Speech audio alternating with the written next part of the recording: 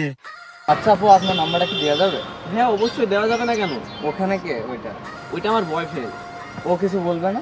আরে ও তো কানা, ও তো দেখতে পাই না। ও তাহলে নাম্বারটা দিন, নাম্বারটা। চলেন জিরো। আচ্ছা ঠিক আছে, রাতে কথা হবে।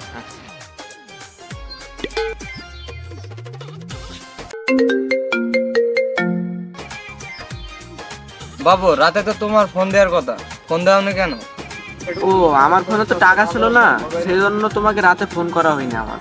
ও তোমার ফোনে টাকা ছিল না? তাহলে আমি এখনই রিচার্জ করে দিচ্ছি। চলো আজকে আমরা দেখা করি।